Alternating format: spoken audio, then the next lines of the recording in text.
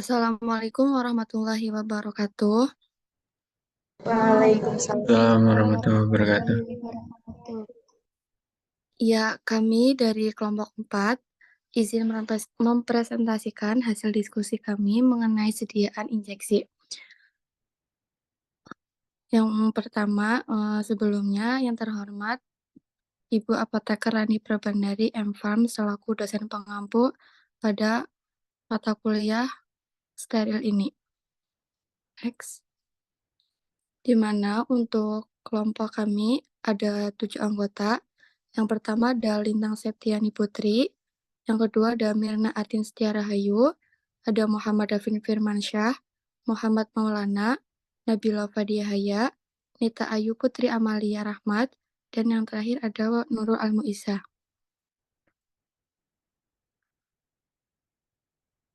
Selanjutnya akan dipresentasikan oleh Mas Davin. Ya, terima kasih Mbak Nabila. Selanjutnya, steril adalah suatu keadaan di mana suatu zat bebas dari mikroba hidup, baik yang patogen atau menimbulkan penyakit maupun apatogen non-patogen itu tidak menimbulkan penyakit, baik dalam bentuk vegetatif atau siap untuk berkembang biak maupun dalam bentuk spora atau dalam keadaan statis tidak dapat berkembang biak tapi melindungi diri dengan lapisan pelindung yang kuat. Next.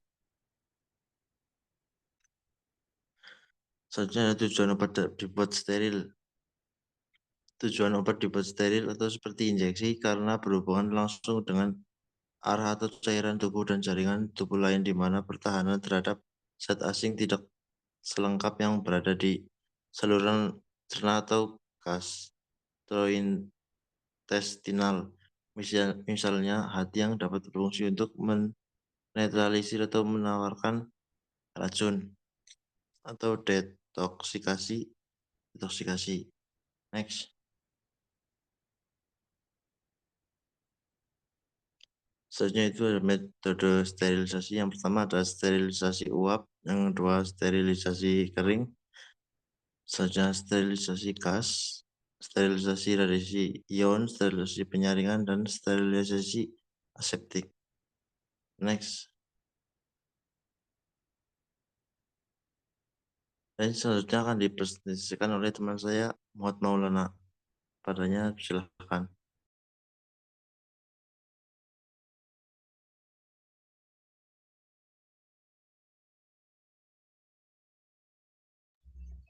Ya, selanjutnya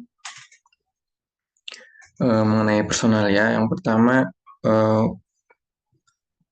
hanya personalia dalam jumlah terbatas yang boleh berada di area bersih.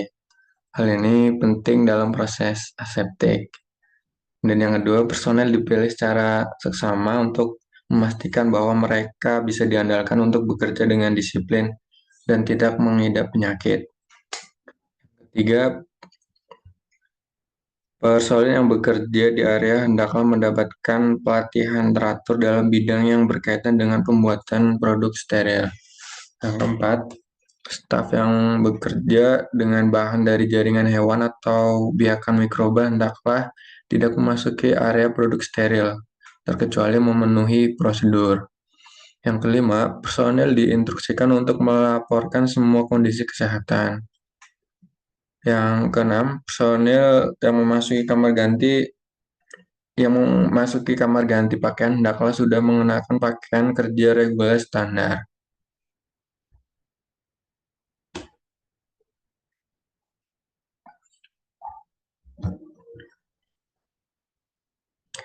Yang ketujuh, pakaian kerja reguler hendaklah tidak dibawa masuk ke dalam kamar ganti pakaian yang berhubungan dengan ruang berkelas B dan C. Masker dan sarung tangan hendaklah diganti paling sedikit pada tiap sesi kerja. Yang ke-8, penggantian dan pencucian hendaklah mengikuti prosedur tertulis yang didesain untuk meminimalkan kontaminasi pada pakaian area bersih atau membawa masuk kontaminan ke area bersih. Yang ke-9, arloji atau jam tangan, kosmetika, dan perhiasan hendaklah tidak dipakai di area bersih. Yang ke-10, personil yang memasuki area bersih atau area steril area steril hendaklah mengganti dan mengenakan pakaian khusus yang juga mencakup penutup kepala dan kaki. Yang ke-11, pakaian dan mutunya hendaklah disesuaikan dengan proses dan kelas kebersihan area kerja. Pakaian tersebut hendaklah dipakai sesuai dengan tujuannya untuk melindungi produk dari kontaminasi.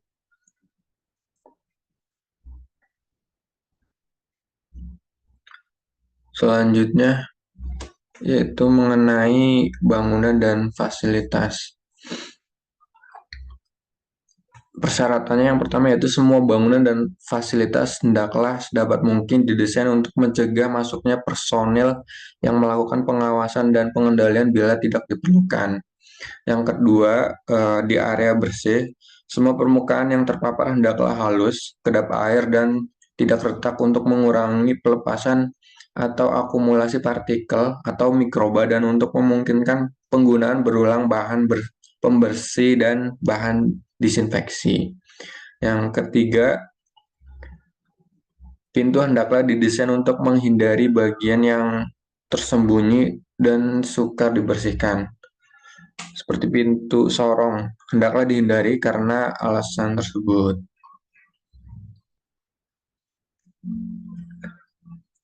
Selanjutnya, pipa dan saluran serta sarana pendukung lain hendaklah dipasang dengan tepat sehingga tidak menimbulkan tempat tersembunyi yang sukar dibersihkan.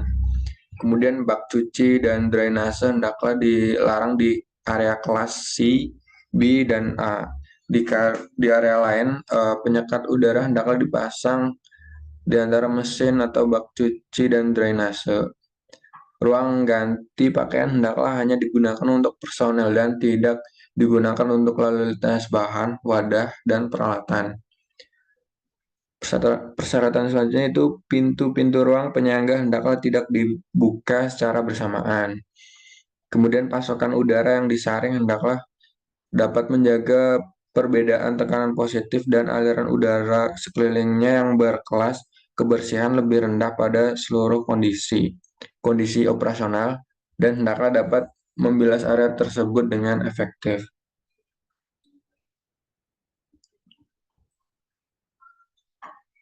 Selanjutnya, sistem peringatan hendaklah tersedia untuk mengidentifikasi kegagalan pasokan udara. Kemudian suhu dan kelembaban ruang hendaklah dijaga pada tingkat yang tidak menyebabkan personel berkeringat secara berlebih dalam pakaian kerjanya. Kemudian sistem mekanisme atau elektris untuk komunikasi lisan dari dan ke area kegiatan steril hendaklah didesain dan dipasang dengan tepat sehingga mudah dibersihkan dan didisinfeksi secara efektif. Selanjutnya, area bersih untuk kegiatan produksi steril hendaklah tidak digunakan untuk melaksanakan kegiatan pengujian sterilitas dan pengujian mikrobiologis lain. Kemudian yang terakhir, pertimbangan perlu diberikan untuk membatasi akses yang tidak diperlukan ke area pengisian kritis, misalnya seperti zona pengisian kelas A dengan memasang barrier fisik. Selanjutnya akan dipresentasikan oleh teman saya, Mbak Nurul. Silakan, Mbak Nurul.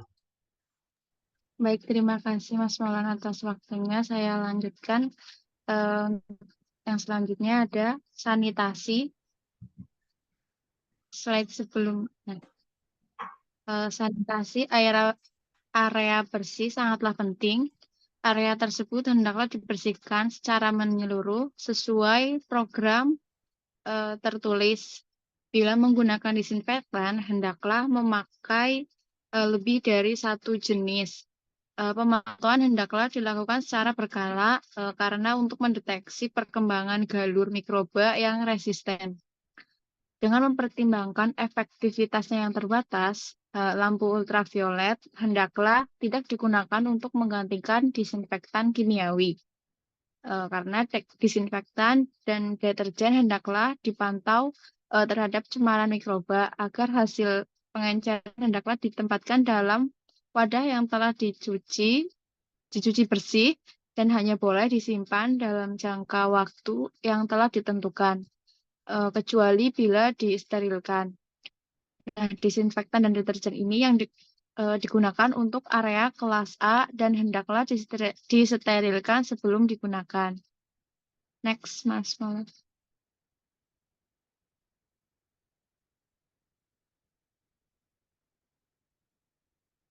Yang selanjutnya, indikator biologis dan kimiawi. Penggunaan indikator biologi kurang dapat diandalkan dibandingkan dengan pemantauan secara fisik, kecuali pada sterilisasi dengan gas etilen oksida. Tindakan pengamanan ketat hendaklah dilakukan dalam penanganan indikator biologis karena adanya potensi bahaya untuk mencemari area bersih secara mikrobiologis. Indikator biologis hendaklah disimpan sesuai dengan spesifikasi dan pembuatnya. Tersedia indikator kimiawi untuk sterilisasi dengan cara panas, gas etilen, oksida, dan radiasi. Biasanya dalam bentuk pita atau lembaran adhesif, kartu bercak warna, tabung kecil atau saset. Kemudian indikator tersebut akan berubah warna akibat adanya reaksi kimia karena proses sterilisasi. Next. Yang selanjutnya ada pengawasan mutu. Nah, untuk pengawasan mutu, sampel yang diambil untuk pengujian sterilitas hendaklah mewakili keseluruhan batch, tetapi secara khusus hendaklah mencakup sampel yang diambil dari bagian batch yang dianggap paling beresiko terhadap kontaminasi. Contohnya, untuk produk yang diisi secara aseptik, sampel hendaklah mencakup wadah yang diisi pada awal dan akhir proses pengisian batch serta setelah intervensi yang signifikan. Kemudian untuk produk yang disterilisasi secara panas dalam wadah akhir, sampel hendaklah diambil dari bagian muatan dengan suhu terendah. Nah, untuk presentasi yang selanjutnya akan dilanjutkan oleh teman saya kepada Mbak Lintang. Dipersilahkan. Baik, terima kasih Mbak Nurul. Saya lanjutkan. Yang kedua ada injeksi. Definisinya, injeksi adalah sediaan steril berupa larutan, emulsi, suspensi, atau serbuk yang harus dilarutkan atau disuspensikan lebih dahulu sebelum digunakan secara parenteral. Injeksi parenteral adalah salah satu yang disuntikan di bawah satu atau lebih lapisan kulit atau membran mukosa ke dalam darah khusus dari tubuh.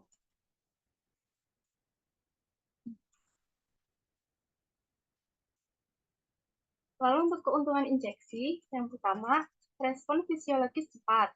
Yang kedua, terapi parenteral diperlukan untuk obat-obat yang tidak efektif secara oral atau yang dapat dirusak oleh saluran pencernaan seperti insulin, hormon, dan antibiotik. Yang ketiga, obat-obat untuk pasien yang tidak kooperatif. Yang keempat, penggunaan parenteral dapat menghasilkan efek lokal untuk obat bila diinginkan seperti pada gigi dan anestesi. Yang kelima, terapi parenteral dapat memperbaiki kerusakan serius pada keseimbangan cairan dan elektrolit. Yang keenam, bila makanan tidak dapat diberikan melalui mulut, nutrisi total diharapkan dapat dipenuhi melalui rute parenteral. Lalu untuk kerugian injeksi itu sendiri, yang pertama ada bentuk sediaan harus diberikan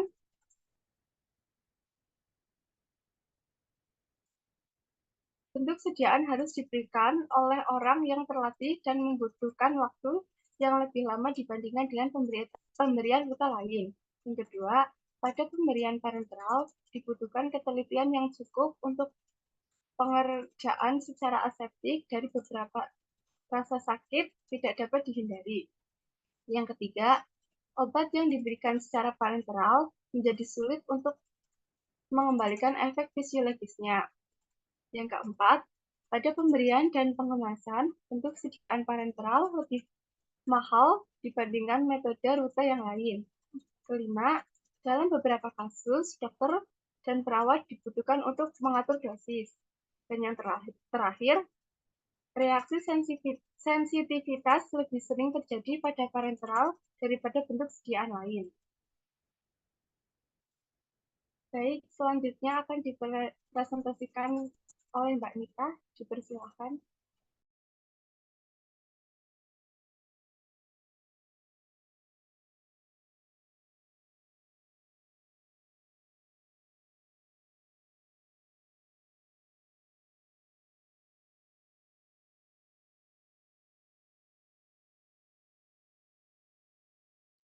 Baik, saya lanjutkan terlebih dahulu.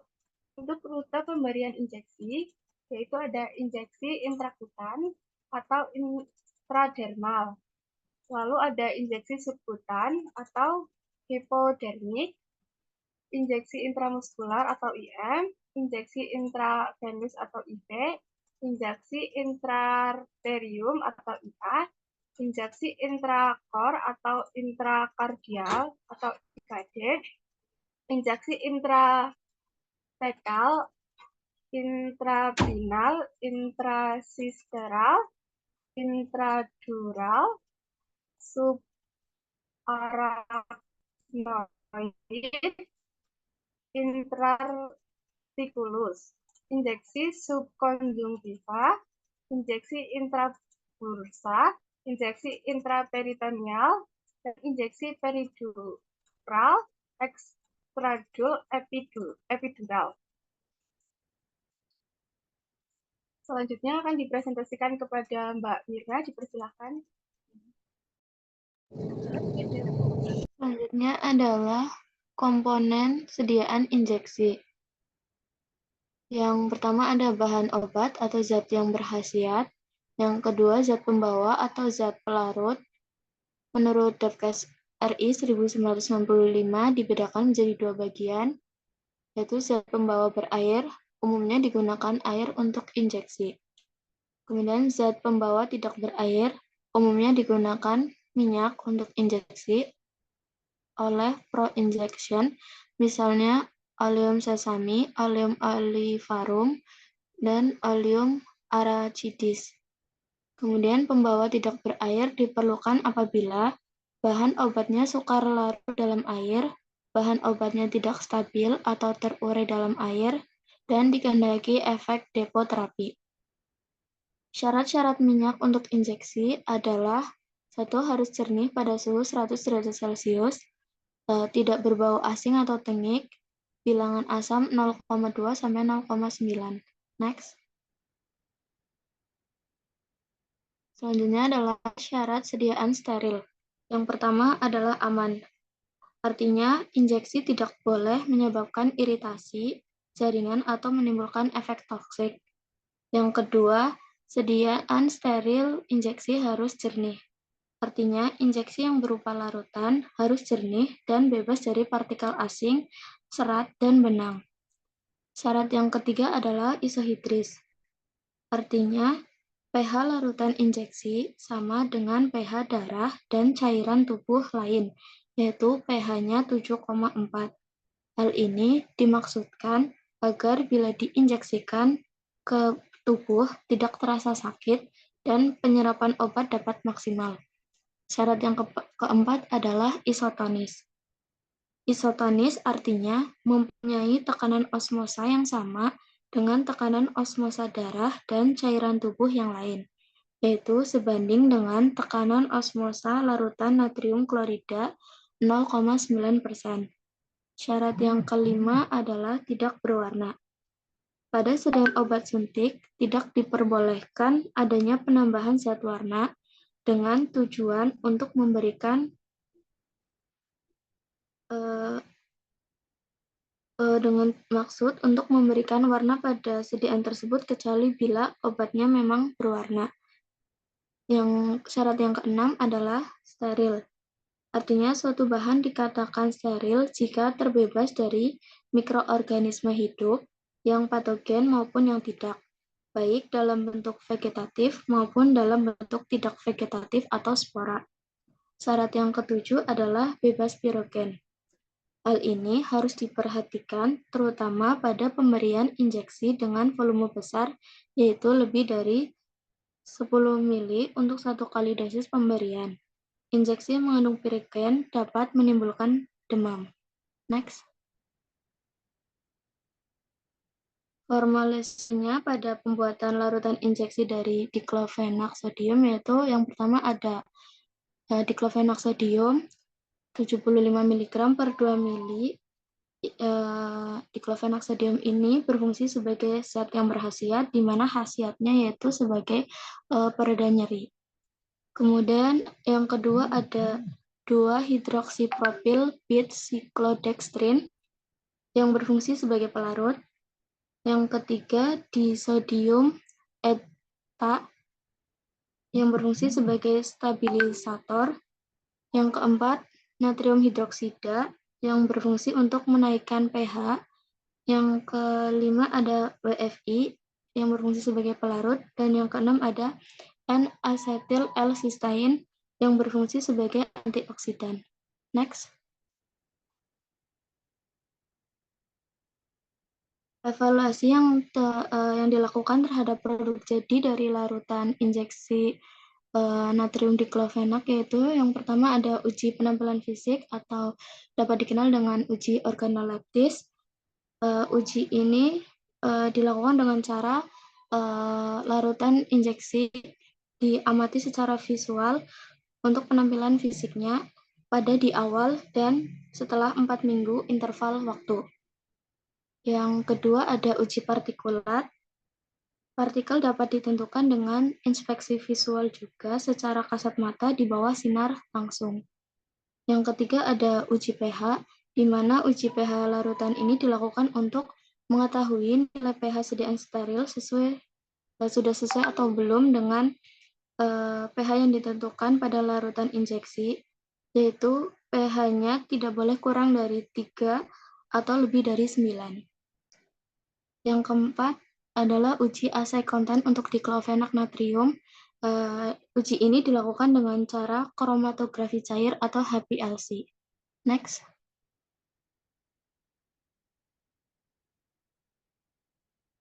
Sekian presentasi dari kelompok kami. Mohon maaf apabila terdapat kesalahan.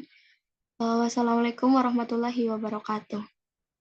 Waalaikumsalam warahmatullahi wabarakatuh.